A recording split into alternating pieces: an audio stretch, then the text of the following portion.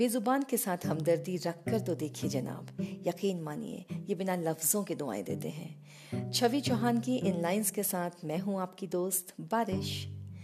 Biodiversity तो सुना होगा, और ये भी कि ये ह्यूमन बीइंग के लिए कितनी इम्पॉर्टेंट है और ये कैसे हमारी रिक्वायरमेंट को मीट करती है। जब से हम इस दुनिया में आए हैं तब से पशु पक्षी पेड़ पौधे हमारे हमसफ़र बनकर साथ साथ चले हैं। मुझे नहीं लगता कि कभी हमें नुकसान भी पहुंचा सकते हैं, बशर्ते हम अपनी हद न भूलें। ह्यूमन बीइंग होने का ये मतलब बिल्कुल नहीं है दोस्तों कि हम अपने आसपास की चीज़ों को अपने से कमतर समझें। हमारी ज़िंदगी की कहानी के ये भी तो किरदार हैं, इनके बिना ये कहानी मुकम्मल ही कहाँ। आइए बात करते हैं फसक की। फसक का मतलब समझते हैं आप? कुमाऊनी में इसका अर्थ होता है गपबाजी, इंग्लिश में गॉसिप। अब टाइम ही किसके पास है इस फसक का? सभी लोग तो अपने अपने कामों में इतने बिजी हैं, इतने एंगेज्ड हैं, या शायद बिजी होने का बहाना बनाते हैं क्योंकि किसी के साथ उठना बैठना पसंद ही नहीं करते। कहीं ये कोई नई तरीके की बीमारी तो नहीं है? खैर जो भी हो, आज मैं फसक के अंदाज में आपसे उत्तराखंड के फ्लोरा फौना यानी पेड़ पौधों और पशु पक्षियों की बातें करना चाहती हूँ। जब दिल बहुत उदास हो, बात सुनने वाला कोई ना हो, या वो ही नाराज हो जो अक्सर आपकी बातें सुनता है, दिल बैठा जाता हो, मन रोने को करता हो, तो अकेले किसी जंगल में बैठकर इन पेड़ों, नदियों, चिड़ियों से बात करके देखिए। बहुत पेशेंटली सुनते हैं ये हम सबको। नहीं, मैं मजाक नहीं कर रही हूँ। Whenever I feel low and down, I always love to experience it. And yeah, it actually works. अगर उत्तराखंड के अट्रैक्शन की बात करें, आप जानते हैं वो क्या है? वो है इस राज्य की हरियाली, यहाँ का मौसम, यहाँ का वन्य जीवन। मैं सोचती हूँ आज जो बातें हों उत्तराखंड के कुछ राइटर्स की राइटिंग्स के बहाने हों। कैसा रहेगा? मुझे तो उम्मीद है कि आपकी और मेरी बातचीत में 4 चांद लग जाएंगे। 4 चांद से याद आती है कथाकार और पत्रकार श्री राकेश तिवारी जी की वो लाइंस जो उन्होंने उत्तराखंड के फसकियों के बारे में लिखी, कि कैसे वो अपनी अद्भुत सृजनात्मकता का परिचय देते हुए मामूली किस्सों में 4 चांद लगा देते हैं। 4 चांद की रोशनी में फसक की नदी, फसक के पेड़, फसक के बादल, 4 चांदों की रोशनी में फसक का सूरज। तो चलिए कुछ और जानते हैं अपने जाने पहचाने उत्तराखंड को, थोड़ा मेरी नज़र से और थोड़ा लेखकों की कलम से। शायद आपको अच्छा लगे। अपने उपन्यास फसक में श्री राकेश तिवारी लिखते हैं, बचपन की कहानियों में कुकुरी बाग का जिक्र बहुत होता है। अंधेरा होते ही बाघ बस्ती में घूमने लगते हैं और घरों के बाहर बैठे कुत्तों को उठा ले जाते हैं। कुत्ता गायब होने पर लोग अनुमान लगाते रात में कुकुरी बाग आया होगा। कुकुरी बाग कहने से लोगों का डर कम हो जाता। कुत्तों को ले जाने वाला बाघ है ये सोचकर जनजीवन अगले दिन फिर रफ्तार पकड़ लेता, जैसे वो कुत्तों की ही प्रजाति का कोई प्राणी हो।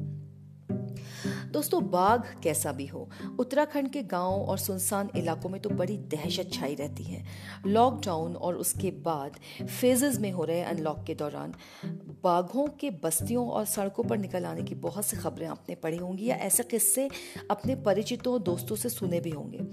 आपको पता है दुनिया में बाघों की सबसे ज्यादा तादाद भारत में है, और भारत में मध्य प्रदेश और कर्नाटक के बाद सबसे ज्यादा बाघ उत्तराखंड में पाए जाते हैं। यानी टाइगर, बाघ हमारा नेशनल एनिमल। जिम कॉर्बेट की किताब मैन ईटर्स ऑफ कुमाऊं के बारे में तो शायद सुना हो आपने, जिसमें आदमखोर बाघ का पीछा करने और उसका शिकार करने की 10 कहानियां हैं। खैर, कभी बाघों से इंसानों को खतरा तो कभी इंसानों से बाघों को। जैसे बाघ जरूरी है वैसे हम इंसानों की जिंदगी भी।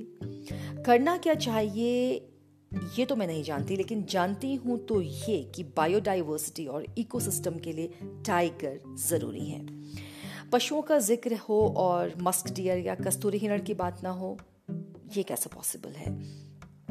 वो भी तब जब ये उत्तराखंड का राज्य पशु या स्टेट एनिमल है। कत्थई भूरे रंग का बिना सींग का ये हिरण अपने अंदर पाई जाने वाली तेज गंध की कस्तूरी के लिए जाना जाता है। कस्तूरी बहुत महंगी तो होती ही है, और साथ में इनके शिकार की वजह भी। हिरण फैमिली के घुरण और काकड़ भी आपने देखे ही होंगे। इसके अलावा सांभर, चीता, पहाड़ी भेड़, जंगली कुत्ते, काले भूरे भालू, तमाम प्रजातियों के सांप और अजगर भी यहाँ दिखाई दिए जाते हैं। मैदानी इलाकों में हाथी और नीलगाय भी देखने को मिलते हैं। अब जरा गौर फरमाइएगा।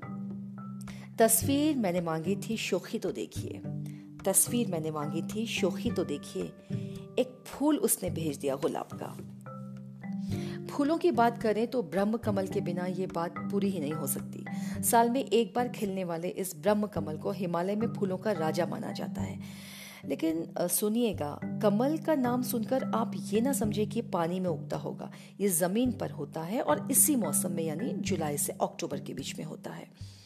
उत्तराखंड के जंगलों को अपनी साएं साएं से गुंजा रखने वाले चीड़ के पेड़ तो आपने देखे ही हैं, पर उत्तराखंड के बाहर रहने वाले लोगों को पता नहीं होगा कि इनके फूल में, जिन्हें हम पाइन कोन कहते हैं, स्यूते होते हैं जो चिलगोजे भी कहलाते हैं। बांज के पेड़ की जड़ों में पानी के नेचुरल रिसोर्सेज पाए जाते हैं। ऊंचाई पर होने वाले देवदार के पेड़ों का जंगल तो देखते ही बनता है। बुरांश जब फूलता है जैसे पूरा जंगल सुर्ख हो जाता है। बात करें बेड़ू के पेड़ों की तो निश्चित है आज की जनरेशन ने तो बेड़ू खाया ही नहीं होगा। उसकी टहनियों से दूध का निकलना तो जैसे सातवां आश्चर्य हुआ करता था हमारे लिए।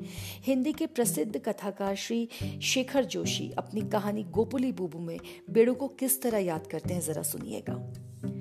कैसा छोटा सा था रे तू, तेरी माँ कहती थी नंदी बहुत चिड़चिड़ा हो गया है, दूध भात की जिद कर रहा है, अब मैं कहां से लाऊं दूध। दूध दही का तो रोज या काल हुआ हमारे गांव में। बौजू कहते थे बेड़ू के पत्ते को टहनी से तोड़ो तो भी उसमें से दूध नहीं निकलता, फिर एक घूंट चाय के दूध में पानी मिलाकर हम तुझे बहलाते थे। प्रवासी कथाकारों ने उत्तराखंड के जंगलों को, वन्य जीवों को, प्रकृति और मौसम को बहुत याद किया है, या यूं कहिए बहुत मिस किया है। मशहूर विज्ञान कथाकार और मेरी यादों का पहाड़ किताब के लेखक श्री देवेन मेवाड़ी अपने लेखन में नहीं, अपनी फेसबुक पोस्ट पे भी पहाड़ को अक्सर याद करते हैं। एक पोस्ट में वो लिखते हैं, जब भी फाख्तों को देखता हूँ और उनकी आवाज़ सुनता हूँ तो गुजरे ज़माने की ना जाने कितनी बातें याद आ जाती हैं। उत्तराखंड के अपने गांव में हम इन्हें घुघुती कहते थे। वहां पर ये घर के आंगन और खेतों में अनाज चुगने आती थी। कहीं कहीं किसी ऊंची शाख या घर की छत पर बैठकर अपनी दर्द भरी आवाज में गाती थी। घुघुती की उस आवाज को मैं कभी नहीं भूल पाया। आज वह फिर आई थी यहाँ दिल्ली में, हर सिंगार की शाख पर बैठकर वही दर्द भरा गीत गा रही थी। पक्षियों की बात करें तो सबसे पहले याद आती है गिनौनी, गुरैया या स्पैरो। अपनी किताब फसक में कथाकार श्री राकेश तिवारी लिखते हैं, गर्मी के मौसम में चिड़ियों के नाना स्वर गूंजते, गिनौरियों का दल सैकड़ों का होता और आंगन में दरी की तरह बिछ जाता। उनकी चहचहाट घर के अंदर तक घुस आती। कौवे संदेश लाते, तोते गृहिणियों के मित्र होते और मनुष्यों की बोली बोलते। कुछ पक्षियों के चहकने से शगुन होता और उल्लुओं के बोलने से अपशगुन। उपन्यास में एक और जगह वे लिखते हैं, जब सुरखाब का एक जोड़ा कहीं से भटकता हुआ गांव के पानी भरे खेतों में उतर आया था। उसके सुनहरे पंख देखकर बच्चे भौचक रह गए थे, वरना हरियल, बुलबुल, कटफोड़ और तीतर देखकर उनके रफ्तार में कभी अंतर नहीं आता था। ये तो रोजी के हुए। दोस्तों, पूरा उत्तराखंड ही नाना प्रकार के पक्षियों का घर है। यही नहीं, अक्सर प्रवासी पक्षी भी यहाँ डेरा डालते हैं। यहाँ की नदियाँ, पेड़ पौधे, जंगल और प्रकृति उनके लिए सुरक्षित और अनुकूल जगह है, बिल्कुल वैसे जैसे इस लॉकडाउन में अपने पहाड़ी मकानों को सालों पहले छोड़ चुके पहाड़ के हमारे अपने लोगों के लिए। अब आ ही जाइए अपने उत्तराखंड वापस, यही बस जाइए। चलिए मिलकर इसे वो बना लें जिसकी कमी ने आपको उत्तराखंड छोड़ने पर मजबूर कर दिया। आप यहाँ रुकेंगे ना, तभी तो इसके प्रोग्रेस और डेवलपमेंट के लिए हम एक साथ मिलकर काम कर पाएंगे। इसी संदेश के साथ विदा लेती हूँ अगले बुधवार फिर वापस आने के लिए। Till then keep the faith.